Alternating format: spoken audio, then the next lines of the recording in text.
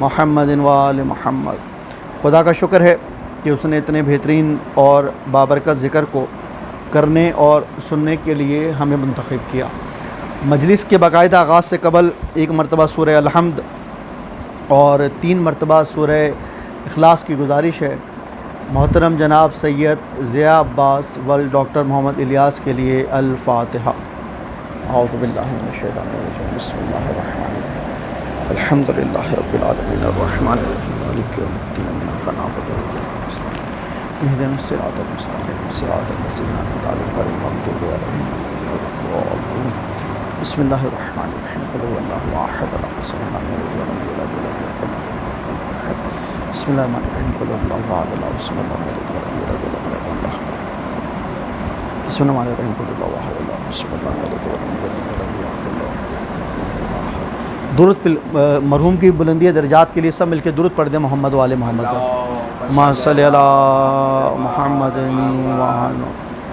سامنے محترم، قرآن مجید کی جس آیہ مبارکہ کو پڑھنے کا شرف حاصل کیا، اس میں خدا ارشاد فرما رہا ہے ما عندکم ینفد وما عند اللہ باق، یعنی کہ جو تمہارے پاس ہے اس میں سے کچھ باقی نہیں رہے گا، سب خرچ ہو جائے گا، اور جو اللہ کے پاس ہے وہ ہمیشہ باقی رہنے والا ہے۔ معلوم یہ ہوا کہ خدا نے اس آیہ مبارکہ میں ایک اعلان کیا ہے، اور وہ اعلان یہ ہے کہ انسان کے پاس اس دنیا میں جو جو اثاثے موجود ہیں وہ خرچ ہو جائیں گے۔ وما عند اللہ ینفق، یعنی کہ تمہارے پاس جو کچھ ہے وہ ختم ہو جائے گا۔ وما عند اللہ باق، اور جو باقی رہے گا فقط اللہ کے پاس جو شے ہے وہ باقی رہے گی۔ آج کی مجلس کو، کیونکہ احصال ثواب کے حوالے سے مجلس ہے، اس لیے آج کی مجلس کو احصال ثواب، کیونکہ میں نے ہمیشہ ہر مجلس میں احصال ثواب پر، جو احصال ثواب کی مجلس ہوتی ہے اس پہ احصال ثواب پر ہی گفتگو کرتا ہوں، لیکن آج کی مجلس کو میں نے 3 حصوں میں تقسیم کیا ہے۔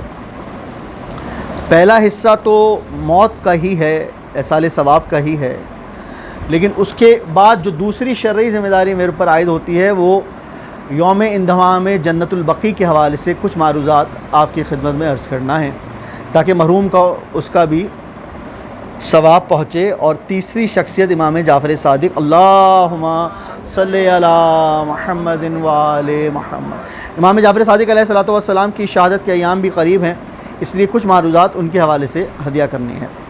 تو اللہ تعالیٰ قرآن مجید میں کیا ارشاد فرما رہا ہے کہ تمہارے پاس جو کچھ ہے وہ ختم ہو جانے والا ہے۔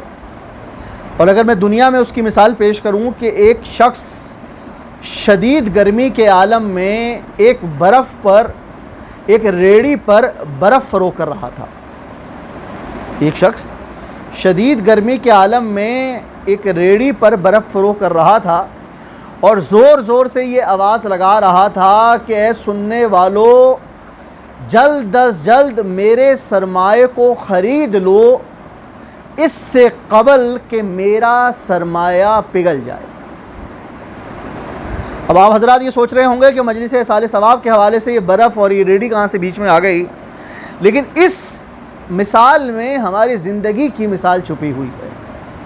برف والا کیا صدا بلند کر رہا تھا کہ اے دنیا والو، میرے اس سرمایے کو خرید لو، اس سے قبل کہ میرا یہ سرمایہ پگھل جائے، میرا یہ سرمایہ شدت گرمی سے پگھل کر ضائع ہو جائے۔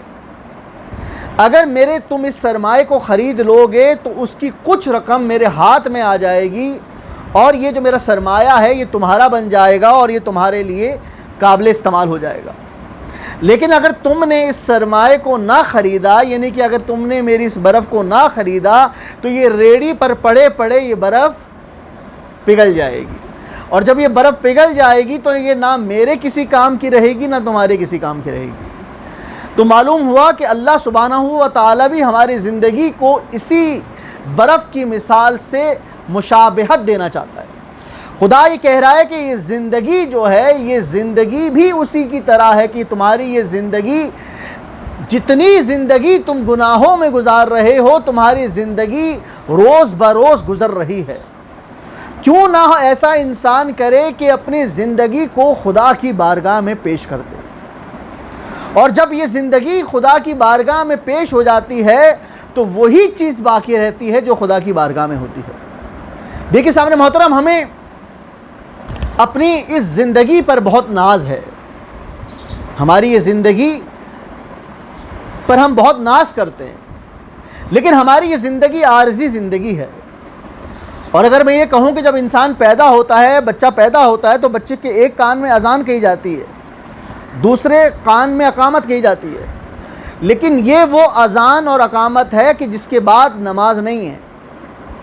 لیکن جب وہی بچہ جوانی کے منصب پر یا بڑھاپے کے منصب پر یا کسی بھی عمر کے حصے میں اس دنیا سے اس دنیا میں رخصت ہو جاتا ہے تو اس کی نماز جنازہ ادا کی جاتی ہے۔ لیکن یہ وہ نماز جنازہ ہے جس میں نہ اذان ہے نہ اقامت ہے، براہ راست نماز ہے۔ معلوم کیا ہوا کہ جب بچہ دنیا میں آ رہا ہے تو ایک کان میں اذان دی جا رہی ہے، دوسری کان میں اقامت دی جا رہی ہے، لیکن نماز نہیں ہے۔ اور جب وہ اس دنیا سے جا رہا ہے تو براہ راست اس کی نماز پڑھی جا رہی ہے، نماز جنازہ پڑھی جا رہی ہے، نہ اذان ہے نہ اقامت ہے۔ خدا کیا پیغام دینا چاہ رہا ہے؟ خدا یہ پیغام دینا چاہ رہا ہے کہ بچپن میں تیرے جس کان میں اذان اور اقامت کہی تھی، یہ اس بات کا اعلان ہے کہ تو ابھی سے اس نماز کی تیاری کر کہ جس سے پہلے نہ اذان دی جائے گی نہ اقامت دی جائے گی۔ درود پڑھیں مل کے محمد و آل محمد پر۔ اللہم صلی علی محمد و آل محمد وعجل فرجہم۔ معلوم کیا ہوا کہ تو اب اس اذان اور اس اقامت کی تیاری کر، اس نماز کی تیاری کر کہ جس کے لیے نہ اذان کہی جائے گی نہ اقامت کہی جائے گی۔ تو معلوم کیا ہوا کہ انسان جس زندگی کو اپنا اثاثہ سمجھ رہا ہے، سامعین محترم، یہ انسان کی زندگی کا اثاثہ یہ زندگی نہیں ہے، بلکہ انسان کی زندگی کے دو ہی یقین ہیں۔ یعنی کہ جب انسان اس دنیا میں آیا، شکم مادر میں جیسے ہی خدا نے اس کے شکم مادر میں پہلی سانس لی تو انسان کی حیات کی پہلا یقین وہ سانس ہے کہ جو اس نے اپنی ماں کے شکم مادر میں لی۔ درود پڑھیں مل کے ایک مرتبہ محمد و آل محمد پر۔ محمد و آل محمد۔ معلوم کیا ہوا کہ انسان کی زندگی میں پہلا یقین کیا ہوا کہ شکم مادر میں جب انسان نے اپنی ماں کے شکم میں سانس لی، وہ انسان کی حیات کا پہلا یقین ہے۔ اور دوسرا یقین کیا ہے؟ دوسرا یقین یہ ہے کہ اس کی موت ہے۔ یعنی کہ انسان کی پوری حیات ان دو یقین پر مشتمل ہے۔ پہلا یقین اس کی وہ سانس، ذرا جملوں پر توجہ کیجئے گا، کہ جو اس نے اپنی ماں کے شکم میں لی۔ دوسرا وہ یقین ہے کہ وہ اس کو موت کی صورت میں آئے گی۔ باقی آپ اگر تجربہ کریں تو انسان کی پوری حیات ان دو یقین کے بعد، اگر آپ ان دو یقین کو ہٹا دیں، پہلی سانس کو اور موت کو، انسان کی پوری زندگی اگر بسر ہوتی ہے تو وہ شک پر ہوتی ہے۔ اللہ اکبر۔ آپ کہیں گے کوئی دلیل دیجئے۔ یعنی کہ انسان کی پہلی سانس یقین ہے، انسان کی موت یقین ہے، کل نفس ذائقۃ الموت۔ آپ کہیں گے کوئی دلیل دیجئے۔ دلیل میں دیتا ہوں۔ دیکھیے جب انسان شکم مادر میں پہلی سانس آئی تو اولاد صحیح سلامت پیدا ہوگی یا نہیں ہوگی یہ یقین نہیں ہے۔ کون ڈاکٹر یہ کہہ سکتا ہے کہ بچہ زندہ پیدا ہوگا؟ یہ شک ہوتا ہے کہ بچہ انشاءاللہ تعالیٰ، ایک اچھی امید کے ساتھ ماں باپ دعا کرتے ہیں کہ بچہ صحیح سلامت پیدا ہو، لیکن وہ ماں باپ کی نظر میں، ان کی محبت میں تو یقین ہوتا ہے، لیکن مشیت پروردگار، مشیت الہی میں وہ یقین نہیں ہے۔ مشیت الہی میں وہ شک ہے کہ وہ بچہ صحیح سلامت پیدا ہو جائے۔ اب جب اس بچے کی صحیح سلامت پیدائش ہو گئی تو کون سا عالم، کون سا آیت اللہ، کون سا فقیر، کون سا بڑے سے بڑا دروازہ اس بات کا یقین دے سکتا ہے کہ یہ بچہ لڑکپن میں جائے گا؟ معلوم ہوا کہ وہ جب بچہ جس دنیا میں آیا، اس کا دنیا میں آنا پہلی سانس کے بعد شک۔ جب وہ بچہ لڑکپن میں داخل ہونے لگا تو کوئی اس بات کا یقین نہیں کر سکتا کہ یہ بچہ لڑک پن میں جائے گا، تو بچہ جو پروان چڑھ رہا ہے وہ شک کی بنیاد پر چڑھ رہا ہے، یقین کی منزل پر نہیں چڑھ رہا۔ پھر آپ اگر بچہ لڑک پن تک پہنچ جائے تو پھر ماں باپ دعا کرتے ہیں کہ یہ جوانی کی منزل پر داخل ہو جائے۔ اب کوئی یہ شیورٹی دے سکتا ہے کہ کیا وہ بچہ جوانی کے منصب پہ پہنچے گا؟ یعنی کہ جو اتنی پلاننگ کی جا رہی ہے اس کے جوانی کے منصب پر پہنچنے کے لیے، وہ یقین نہیں ہے، وہ شک ہے۔ یقین تو دو ہی ہیں زندگی میں، ایک پہلی سانس اور دوسری موت۔ اب اگر وہ بچہ جوانی کے عالم میں بھی پہنچ گیا تو اس بات کا یقین ہے کہ کیا اس بچے رشتہ ازواج میں منسلک ہوگا؟ شک۔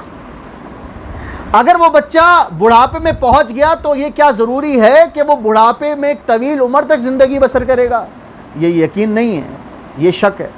تو معلوم ہوا کہ جو انسان کی زندگی کا یقین ہے، خدا قرآن میں کہہ رہا ہے کہ تم اتنی عبادت کرو کہ تمہیں یقین حاصل ہو جائے۔ یقین کیا حاصل ہو جائے؟ کہ تمہیں موت کا یقین حاصل ہو جائے۔ تو معلوم ہوا کہ جب بچہ شکم مادر میں آتا ہے تو اس کے والدین شکم مادر میں آنے کے بعد بچوں کے لیے طرح طرح کے اپنے کمروں کو سجاتے ہیں، تو کمروں میں طرح طرح کے بچے کے لیے کھیل کود کی چیزیں لے کر آتے ہیں، لیکن وہ یقین نہیں ہے، وہ شک ہے۔ معلوم ہوا اس شک کی بنیاد پر ماں باپ بچے کے لیے اتنے سارے وسائل فراہم کر رہے ہیں کہ وہ شک جب یقین بن کر دنیا میں آئے گا تو وہ استعمال کرے گا۔ اب اسی طرح جب بچہ پروان چڑھتا جا رہا ہے تو وہ شک کی بنیادوں پر پڑھتا جا رہا ہے، یعنی کہ جب بچہ آ گیا، ابھی وہ فقط پیدا ہوا ہے، ماں باپ کو فکر ہو گئی اس کے ایڈمیشن کی کہ وہ کون سے اسکول میں جائے گا۔ ابھی ماں باپ کو یہ یقین نہیں ہے کہ بچہ بڑا بھی ہوگا یا خدا نخواستہ موت کی منزل پر چلا جائے گا، لیکن جب ماں باپ پلاننگ کر رہے ہیں تو وہ شک ہی کر رہے ہیں کہ بچہ ایک اچھے اسکول میں داخل ہو جائے۔ پلاننگ کرنا کوئی بری بات نہیں ہے، لیکن ایک منزل پر آپ کو لے کے جانا چاہ رہا ہوں۔ سامنے محترم، اب تیسری منزل یہ ہے کہ اب ماں باپ شادی کی فکر کر رہے ہیں، اس شک پر ماں باپ فکر کر رہے ہیں کہ جن کا ان کو یقین نہیں ہے۔ لیکن سامنے محترم، جہاں میں پوری تمہیدی گفتگو میں آپ کو لے کر آیا ہوں تو وہاں پر یہ جملہ ہدیہ کر رہا ہوں کہ انسان اپنی حیات کو خرچ کر دیتا ہے اس شک پر جس کا اس کو یقین نہیں ہے۔ توجہ رکھیے گا، میں تمہید بیان کر رہا ہوں۔ انسان اپنی اس پوری حیات کو بچوں کی، یعنی کہ ماں باپ کو بچے کے پیدا ہونے پر پہلے خوشی، اس کے بعد جب وہ پیدا ہو جاتا ہے تو ماں کو اس بات کی پریشانی کہ بچہ وقت پر گھر آ جائے، پھر اس کی پڑھائی کی پریشانی، پھر اس کی شادی کی پریشانی، پھر اس کی اولاد کی پریشانی، اور جب اولاد ہو جائے تو پھر جو والدین وہ بنے گا، اولاد بنے گی، تو پھر وہی پریشانی کا سائیکل شروع ہو جاتا ہے۔ تو معلوم کیا ہوا کہ یہ دنیا، یہ حیات، خدا کیا پیغام دینا چاہ رہا ہے؟ اہل بیت علیہ الصلوۃ والسلام کیا پیغام دینا چاہ رہے ہیں کہ تم نے اپنی پوری زندگی کو خرچ کر دیا فقط شک کی بنیاد پر، لیکن جس چیز کا اللہ نے تمہیں یقین دلایا ہے تم اس چیز سے غافل ہو گئے۔ یقین کس چیز سے دلایا؟ یقین دلایا موت سے۔ یعنی کہ معلوم ہوا کہ انسان شک پر تو کام کر رہا ہے، یعنی کہ شک کے پیچھے تو بھاگ رہا ہے، لیکن جب یقین کی منزل پر انسان پہنچا، یعنی کہ کل نفس ذائقۃ الموت، یعنی کہ مجھ جیسا گنہگار انسان جس نے شک پر ہی اپنی زندگی کو بسر کر دیا اور موت سے اتنا دور ہو گیا، لیکن جب ہم نے ان لوگوں کو دیکھا کہ جنہوں نے زندگی کو فقط زندگی سمجھا، جنہوں نے زندگی کو فقط شک سمجھا، لیکن جنہوں نے موت کو یقین سمجھا، اور کربلا کے میدان میں جب امام حسین نے ان سے سوال کیا کہ بیٹا قاسم تم نے موت کو کیسا پایا، تو انہوں نے جواب دیا چچا جان میں نے موت کو شہد سے زیادہ شیریں پایا۔ درود پڑھیں مل کے محمد و آل محمد پر۔ تو معلوم کیا ہوا کہ زندگی کے تمام عوامل، جس پہ پری پلاننگ کرنا بہت اچھی بات ہے، اس سے ممانعت نہیں ہے، زندگی کے تمام عوامل شک پر منحصر ہیں، لیکن انسان کا ایک ایسا وجود، جو ایک موت ایسا وجود ہے جو کہ یقین ہے۔ خدا کہہ رہا ہے کہ اس یقین کو پالو، خدا کی عبادت کرو، اس یقین کو پالو اس سے پہلے کہ میری اتنی عبادت کرو کہ تمہیں یقین آ جائے۔ اب آپ کہیں گے کہ اس کو آسان لفظوں میں سمجھائیں تو مولا علی علیہ الصلوۃ والسلام نے، دیکھیے یقین انسان کو کب آئے گا؟ یقین کی منزل کیا ہے؟ یقین کی منزل یہ ہے کہ یہ حیات جو انسان کو ملی ہے رب کی امانت ہے، اور امانت کا تو بہت ہمارے معاشرے میں کردار ہے۔ بھئی امانت اگر علی مرتضیٰ کو مل جائے تو بستر رسول پر سو جاتے ہیں، اور ایسے سوتے ہیں کہ کفار کو پتہ نہیں لگتا کہ نبی سو رہے ہیں یا رسول سو رہے ہیں. تو کیا کہنے اس علی ابن ابی طالب کے کہ اگر آغوش رسالت پہ آئے تو علم رسول کا سودا کر لیتا ہے, بستر رسول پر سو جائے تو مرضی خدا کا سودا کر لیتا ہے. درود پڑھیں مل کے محمد و آل محمد پر. محمد و آل محمد. تو زندگی ایک امانت ہے. معلوم ہوا کہ انسان شک سے زیادہ یقین پر کام کرے. آج کل کے معاشرے میں بلکہ ہمیشہ سے یہ رہا کہ شک پر کام کرتے رہے, یقین کو بھول گئے.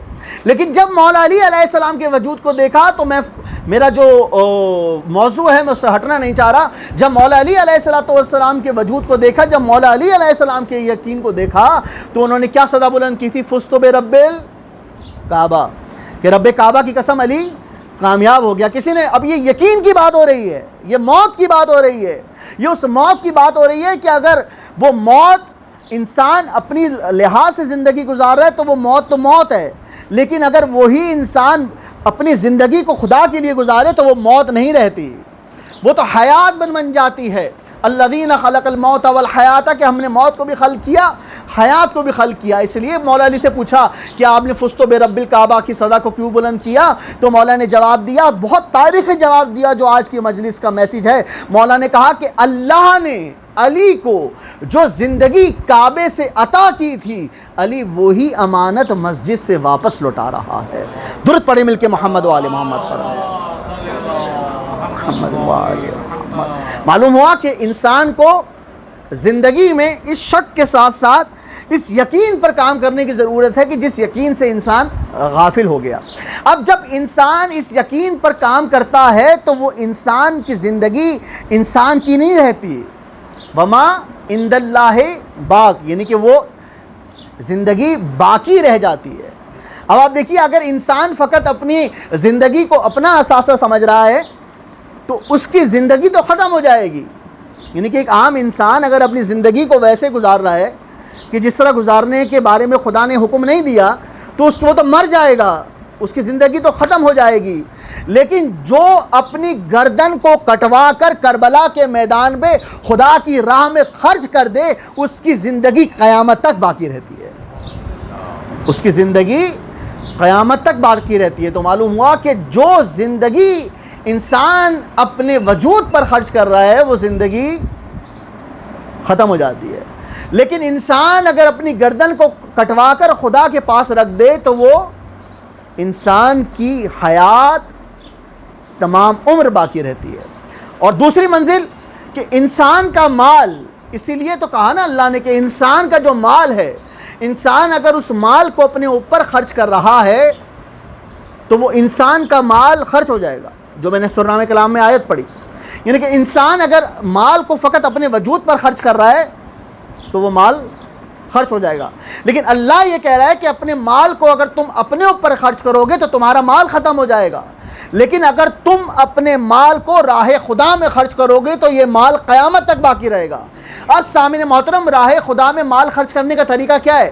راہ خدا میں مال خرچ کرنے کے جو بہت سارے بہترین طریقے موجود ہیں, ان میں سے سب سے بہترین طریقہ اپنے مرحومین کو یاد کر کے یہ مجلس ایصال ثواب ہے. یہ مجلس ایصال ثواب ہے کہ جس کا اجر مرحوم کو پہنچ رہا ہے, اور اس کا اجر اس انداز سے مرحوم کو پہنچ رہا ہے کہ یہ ایصال ثواب یہاں سے وہاں پر منتقل ہو رہا ہے. اسی لیے جب یہ ایصال ثواب یہاں سے وہاں پر منتقل ہو رہا ہے تو سمجھ میں آیا کہ جب یہ ایصال ثواب وہاں پر منتقل ہو رہا ہے تو انسان موت کی منزل پر نہیں پہنچتا, وہ انسان حیات کی منزل پر پہنچ جاتا ہے. تو آج کی مجلس کا ایک پیغام یہ تھا کہ انسان اس شک کی پلاننگ ضرور کرے, لیکن اس یقین پر بھی انسان کامل ہو جائے کہ وہ یقین جس کا حکم اللہ تعالیٰ دے رہا ہے. کل نفس ذائقۃ الموت, یعنی کہ موت کے ذائقے کو چکھو, یعنی کہ اپنی زندگی میں اتنے مگن نہ رہو کہ تم اس یقین سے غافل ہو جاؤ. اسی لیے یہ کہا گیا کہ عمر کے کسی بھی حصے میں اگر انتقال تمہارا ہو جائے تو میں نے آپ سے کہا کہ اندہام یوم جنت البقیع کے حوالے سے کچھ معروضات پیش کرنی ہے, تو میں تقریر کے دوسرے حصے کی طرف آتا ہوں, اور اس میں بھی موت کا تذکرہ موجود ہے کہ رسول خدا محمد مصطفیٰ صلی اللہ علیہ وآلہ وسلم, اللہم صلی اللہ, رسول خدا خود, یعنی کہ موت کے تذکرے میں رسول خدا خود جنت البقیع پہلے یہ سمجھا جائے گا کہ بقی کسے کہتے ہیں. بقی اس مقام کو کہتے ہیں کہ جہاں پر بہت سارے درخت ہوں، اس مقام کو بقی کہا جاتا ہے. اور جنت کا لفظ اس لیے بھی ساتھ پڑا کہ ریاض الجنہ کا سایہ اس جنت البقی پر موجود ہے. اور وہ جگہ جنت کیوں نہ ہو کہ جس پہ بی بی سیدہ سلام اللہ علیہا کا وجود ہو، جس میں امام زین العابدین کا وجود ہو، جس میں امام حسن کا وجود ہو، جس میں امام محمد باقر کا وجود ہو. درود پڑھیں مل کے محمد و آل محمد پر. تو خود رسول خدا اطیعوا اللہ و اطیعوا الرسول و اولی الامر منکم، اطاعت کرو اللہ کی اور اس کے رسول کی، اور ان کی جو اولی الامر ہیں رسول خدا خود جنت البقیع میں آ کر قبور کو سلام کیا کرتے تھے. یعنی کہ آج ہم جب قبرستان جاتے ہیں اور ہم یہ کہتے ہیں صدا قبروں کو سلام کرتے ہیں، السلام علیکم یا اہل القبور کہتے ہیں، یا اپنی زبان میں سلام کرتے ہیں، اردو میں بھی سلام کیا جا سکتا ہے. تو وہ یہ شروع کہاں سے ہوا؟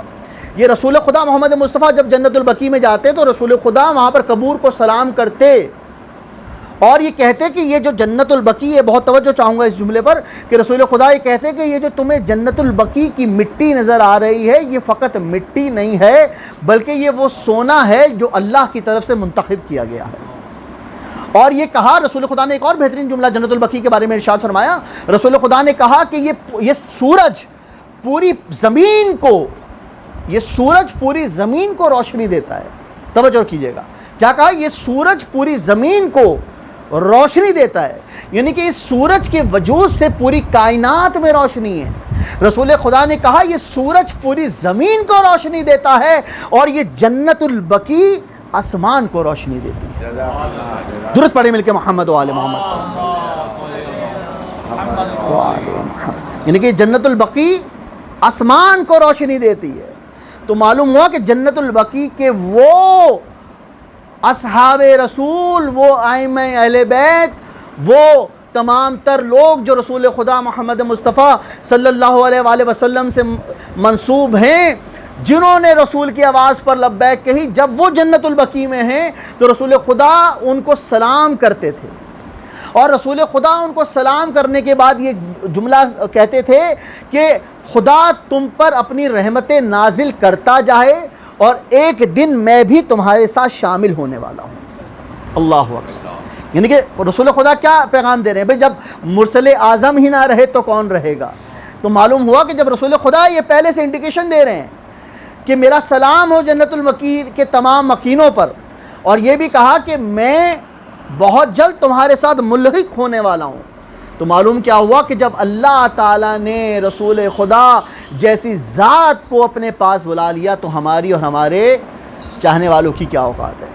اور اسی بات کو مد نظر رکھتے ہوئے، کیونکہ ایک جوان بیٹے کے احسال ثواب کی مجلس ہے، میں یہاں پر 2 معروضات ہدیہ کر رہا ہوں، کہ رسول خدا نے سب سے پہلے عثمان بن مستون کو، اپنے صحابی رسول کو، جنت البقیع میں اپنے ہاتھوں سے دفنایا. اور جنت البقیع میں دفنانے کے بعد ان کی قبر مبارک پر رسول خدا نے 2 پتھر رکھے. یعنی کہ آج کل کے دور میں یہ کہا جاتا ہے کہ قبریں پکی نہیں کی جائیں یا قبروں کی نشانی نہ بنائی جائے.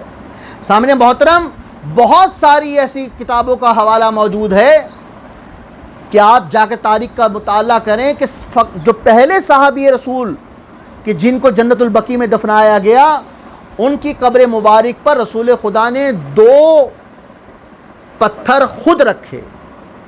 رسول خدا وہ 2 پتھر رکھ کر امت کو کیا پیغام دینا چاہ رہے ہیں؟ رسول خدا امت کو کیا پیغام دینا چاہ رہے ہیں؟ یعنی کہ رسول خدا نے یہ کہا کہ میں نے اپنے صحابی رسول کے انتقال کے بعد اس کی قبر کی نشانی کے طور پر 2 پتھروں کو رکھا، یعنی کہ اس کی نشانی کو قائم رکھا. اے میری امت، اے میرے چاہنے والوں، جب تمہارا بھی کوئی مر جائے تو اپنے چاہنے والوں کی نشانیوں پر قائم کر رکھنا، قبر میں نشانیوں کو قائم رکھنا، کیونکہ یہ نشانی کو قائم رکھنا سنت رسول ہے. اب ایک تو یہ میں نے آپ کے سامنے سنت رسول بیان کر دی، یہ تو سنت رسول ہے. اب ہم جو بار بار یہ صدا بلند کرتے ہیں کہ جی ہم جو رسول خدا کے منکر ہیں یا جو رسول کے گستاخ ہیں، ان کا کیا حال ہونا چاہیے؟ سامنے محترم، جنت البقیع سے ہی کچھ ایسے لوگوں نے رسول خدا سے گستاخی کی جو بہت سارے واقعات کے بعد بھی گستاخ رسول کہلائے. اس میں سے یہ منزل جنت البقیع کی ہے کہ جب جب وہاں کا گورنر مروان تھا، اس ملعون کے کہنے پر ان نشانیوں کو اٹھا کر دور پھینک دیا گیا، یعنی کہ اس صحابی رسول کی نشانی کو اٹھا کر دور پھینک دیا گیا. اور جب اس کی نشانی کو، ان کی قبر کی نشانی کو اٹھا کر دور پھینک دیا گیا تو وہاں پر موجود جو اصحاب تھے، اصحاب رسول تھے، انہوں نے رسول خدا سے احتجاج کیا کہ یا رسول اللہ، آپ نے قبر کی نشانی کو بنایا اور گورنر نے آپ کی قبر کی بنائی ہوئی نشانی کو مسمار کر دیا. تو رسول خدا نے کہا کہ یہ میرا عمل تھا، یہ ان کا عمل ہے. اللہ اکبر. کیا کہا؟ یہ میرا عمل تھا، یہ ان کا عمل ہے. تو معلوم ہوا کہ آج جنت البقیع میں کی قبور کو مسمار کر دینا فقط شیعہ کی میراث نہیں ہے. یہ پیغام سنتے جائیے. جنت البقیع میں کیا فقط اہل تشیع یا وہاں پر اہل بیت علیہ الصلوۃ والسلام کی قبور موجود ہیں؟ ایسا نہیں ہے. وہاں پر تو اصحاب رسول بھی موجود ہیں، وہاں پر تو مسلمانوں کے خلیفہ بھی موجود ہیں.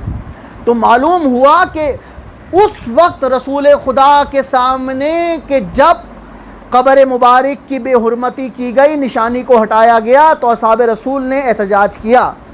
اب اصحاب کو ماننے والے، رسول خدا کو ماننے والے، اصحاب کی سنت پر عمل کرنے والے آج 8 شوال کو انتہا میں جنت البقیع میں خاموش کیوں ہیں؟ بھئی جب اصحاب رسول صدا بلند کر رہے ہیں، احتجاج ریکارڈ کرا رہے ہیں، تو فقط آج پوری دنیا میں شیعہ ہی انتہا میں جنت البقیع میں احتجاج ریکارڈ کرا رہے ہیں. شیعہ کے علاوہ کوئی دوسرا مسلک ایسا نہیں ہے کہ وہ احتجاج ریکارڈ کرائے. لیکن اگر ہم رسول خدا کی روایات کو دیکھتے ہیں تو رسول خدا پر بھی رسول خدا نے بھی اپنی آواز کو اس پر بلند کیا اور اصحاب رسول نے بھی اس پر اپنی آواز کو بلند کیا. دوسری منزل کہ رسول خدا کا ایک بیٹا جس کا نام تاریخ میں حضرت ابراہیم موجود ہے، حضرت ابراہیم کا جب انتقال ہوا تو رسول خدا نے خود جنت البقیع میں آ کر حضرت ابراہیم کو جنت البقیع میں دفن کیا. تو معلوم ہوا کہ اگر کسی بھی باپ کے سامنے اس کے بیٹے کا یا اس کے جوان بیٹے کا انتقال ہو جائے تو یہ مصائب فقط اس ماں باپ پر نہیں ہیں، یہ تو وہ مصائب ہیں کہ جو کہ رسول خدا محمد مصطفیٰ پر بھی گزرے، اور یہی وہ مصائب ہیں کہ جو رسول خدا کے چاہنے والوں پر بھی گزر رہے ہیں. اب پیغام یہ کہ ان مصائب پر صبر کیسے کیا جائے. صبر ایسے ہوگا کہ رسول خدا کے جب بیٹا ابراہیم اس دنیا سے چلا گیا تو رسول خدا خود گئے، اس کو قبر میں اتارا، اس کو دفنایا، اس کی قبر پہ نشانی رکھی. جنت البقیع میں آج بھی اس کی قبر موجود ہے، لیکن وہاں پر رسول خدا نے گریہ ضرور فرمایا لیکن خدا سے شکوہ نہیں کیا. اللہ اکبر. یعنی کہ وہ رسول خدا جو رحمت للعالمین ہے، وہ رسول خدا، میں گزشتہ کئی برس سے ایک اولاد کی موت پر اسی مجلس برسی میں، ضیاء بھائی کی مجلس میں بہت سارے معروضات پیش کرتا رہا ہوں، اور آج میں ان معروضات کا سہارا نہیں لے رہا. میں فقط تقریر کو ایک دوسرا رخ اختیار دینے کی کوشش کر رہا ہوں تاکہ ایک پیغام بہت آرام سے آپ لوگوں تک چلا جائے. رسول خدا نے ان مواقع پر بھی اپنی اولاد کو دفنانے کے بعد بھی خدا کے قریب رہے. ایک اور منزل پیش کر رہا ہوں جنت البقیع کے حوالے سے. وہ منزل ہے حضرت امام جعفر صادق، اللہم صلی علی مرحوم کی دوسری برسی پر میں نے حضرت امام جعفر صادق کے بیٹے حضرت اسماعیل کے بارے میں ایک تاریخ پیش کی تھی، جو کہ میں دوبارہ تکرار نہیں کر رہا. کیونکہ میرا موضوع جنت البقیع بھی ہے، تو حضرت اسماعیل، یعنی کہ جو اسماعیلی فرقہ آپ دیکھتے ہیں آغا خانیوں میں اسماعیلی فرقہ ہے، وہ حضرت امام جعفر صادق کے ان بیٹے سے چلا. تو حضرت امام جعفر صادق کے جوان بیٹے کا انتقال، جوان لفظ استعمال کیا میں نے، حضرت امام جعفر صادق کے جوان بیٹے کا انتقال ہوا تو امام جعفر صادق نے اپنے اس بیٹے کو اسی جنت البقیع میں دفن کیا جہاں پہ رسول خدا نے اپنے بیٹے کو دفن کیا تھا. اللہ اکبر. یعنی کہ جنت البقیع کی تاریخ میں آپ کو بتا رہا ہوں، اور تاریخ میرے مضمون سے جوڑ رہی ہے. یعنی کہ رسول خدا نے کے بعد امام جعفر صادق نے بھی اپنے اس جوان بیٹے کو حضرت اسماعیل کو جنت البقیع میں دفن کیا. لیکن کیا معرفت کا جملہ کہا حضرت امام جعفر صادق نے، جو ایک پیغام ہے اور ایک آپ ان تمام والدین کے لیے کہ جن کے بچے اس دنیا سے چلے گئے. ہم امام کو بھی مانتے ہیں، امامت کو بھی مانتے ہیں، فقط امام کو ماننا کافی نہیں ہے جب تک امامت کی باتوں کو نہ مان لیا جائے۔ وہ امام جعفر صادق علیہ السلام جب جنت البقیع میں اپنے بیٹے کو دفنا کر فارغ ہو گئے تو مولا نے ایک مرتبہ گریہ شروع کیا اور آسمان کی طرف دیکھ کر کہا کہ کیا شان ہے اس پاک پروردگار کی کہ جو ہم سے محبت کرنے والوں کے لیے ہمیں دولت عطا کرتا ہے۔ مولا کا یہ جملہ سنیں، کیا شان ہے، یعنی کہ بیٹے کے مرنے کے بعد بھی شان جو پروردگار بیان کرے اسے امام جعفر صادق علیہ السلام کہتے ہیں۔ درود پڑھیں مل کے محمد وعلی محمد کیا کہا کہ کیا شان ہے اس پروردگار کی، بیٹے کو دفنایا ہوا ہے، بیٹے کی قبر میں کھڑے ہوئے، ابھی دفنایا ہے بیٹے کو، کیا شان ہے اس پروردگار کی کہ جو ہماری ہمارے جن سے محبت کرتے ہیں ان کی آسائشوں کو پورا کرنے کے لیے ہمیں رقم دیتا ہے، اور ہمارے ملک کے حساب سے ہمیں پیسہ دیتا ہے، ہمیں روپیہ دیتا ہے۔ کیا شان ہے اس خدا کی کہ ہم اپنے محبت کرنے والوں کے لیے ہر آسائش کو چاہتے ہیں۔ مولا کا جملہ سنیں، یہ میرا جملہ میری تقریر سے ربط کر گیا جو میں نے گفتگو کے آغاز میں کہا تھا کہ انسان کی زندگی کے بہت سارے عوامل شک پر ہیں۔ مولا کیا کہہ رہے ہیں؟ مولا یہ کہہ رہے ہیں کہ خدا ہمیں ہماری محبت کرنے والوں کو تمام آسائشیں دے رہا ہے، اور خدا ہر وہ چیز دیتا ہے جو ہم خدا سے مانگتے ہیں۔ اللہ اکبر، خدا کا جملہ، مولا کا جملہ کہ خدا ہمیں ہر چیز وہ دیتا ہے کہ جو ہم اپنے خدا سے مانگتے ہیں اپنے محبت کرنے والوں کے لیے، لیکن خدا ایک چیز وہ بھی دیتا ہے جو ہم خدا سے نہیں مانگتے اپنے محبت کرنے والوں کے لیے۔ مولا نے کہا کہ ہم اپنے محبت کرنے والوں کے لیے خدا سے ہر چیز مانگتے ہیں، ہر اس چیز کا نام وہ آسائش ہے جو ہماری اولاد کو مل جائے، اور جو ہم خدا سے نہیں مانگتے پھر بھی خدا دیتا ہے، اور اس آزمائش کا نام موت ہے جو خدا ہماری اولاد کو دیتا ہے۔ درود پڑھیں مل کے محمد و آل محمد پر۔ معلوم ہوا کہ امام جعفر صادق نے کہا کہ وہ آزمائش موت ہے جو خدا ہمارے محبت کرنے والوں کو دے رہا ہے۔ اور مولا یہ بھی نہیں رکے، یہاں پر بھی نہیں رکے، اور مولا نے کہا کیا شان ہے اس پروردگار کی کہ ہماری جوان اولاد کو موت کی منزل پر اور ہمارے محبت کرنے والوں کو موت کی منزل پر داخل کر دینے کے بعد بھی نہ ہم خدا سے محبت میں کمی کرتے ہیں نہ وہ ہم سے محبت میں کمی کرتا ہے۔ درود پڑھیں مل کے محمد و آل محمد پر۔ معلوم ہوا کہ ہم یہ انسان کی معراج ہے کہ جب انسان کی زندگی کا سب سے بہترین اثاثہ اس کی اولاد خدا کے پاس چلی جاتی ہے تو اس کے جانے کے بعد بھی اگر انسان اپنے نماز روزے کی فکر کر رہا ہے، اپنے قرآن مجید کی تلاوت کی فکر کر رہا ہے، اپنے حقوق اللہ حقوق العباد کی فکر کر رہا ہے، معلوم ہوا کہ وہ خدا کی اس رضا سے راضی ہو گیا جو رضائے پروردگار ہے۔ تو معلوم کیا ہوا کہ وہ یقین کی منزل پر آنے کے بعد بھی میرے مولا امام جعفر صادق نے یہ جملہ ارشاد فرمایا کہ یقین ہی وہ منزل ہے۔ مولا کہہ رہے ہیں کہ اگر تمہارا سب سے بہترین اثاثہ تمہاری اولاد بھی اگر خدا کی بارگاہ میں چلی جائے تو خدا سے شکوہ نہ کرو بلکہ خدا کا شکر ادا کرو۔ کسی اور موقع پر انشاءاللہ تعالی مزید اس پر، کیونکہ نماز جنازہ کے احکامات میں بھی اس پر بات کی گئی ہے جو کہ میں بھی بیان آپ کے سامنے نہیں کر رہا، لیکن فقط ایک جملہ بیان کر رہا ہوں آپ کے سامنے کہ امام جعفر صادق نے کیا کہا کہ ہم ہر وہ چیز اپنی اولاد کے لیے چاہتے ہیں جو آسائش ہو، لیکن اس چیز سے دور بھاگتے ہیں جو کہ موت ہو۔ مولا کہہ رہے ہیں کہ تم آسائشیں تو دو لیکن اپنی اولاد کو موت کا خوف دلاتے رہو۔ اللہ اکبر، مولا کا پیغام اور مجلس تمام۔ مولا دیکھیے ہمارے ہاں وصیت کی بہت اہمیت ہے۔ امام حسین علیہ السلام نے کربلا کے میدان میں وصیت کی تھی اور یہ کہا تھا کہ میرے عزاداروں کو خیال رکھنا، ان کو 3 دن تک مہمان رکھنا، ان کے کھانے پینے کا خیال رکھنا۔ تو ہمارے مسلک میں تو وصیت کی بہت اہمیت ہے۔ مولا علی علیہ السلام کی وصیتیں آپ کے سامنے موجود ہیں۔ چونکہ امام جعفر صادق کا جملہ آ گیا تو آپ کو معلوم ہے کہ امام جعفر صادق کی وصیت کیا ہے؟ اپنی اولاد کو جہاں شک پر اتنی محنت کر رہے ہیں وہاں یقین پر محنت کریں۔ یقین کی محنت کیا ہے کہ موت کے بارے میں اپنی اولاد کو بتائیں کہ انسان کا وجود جو اس دنیا میں آیا ہے اس وجود کو اس دنیا سے جانا بھی ہے. اور وہ جانا کیسے ہے کہ میرے چھٹے امام جعفر صادق اللہم صلی علی محمد وآل محمد وعجل فرجہم.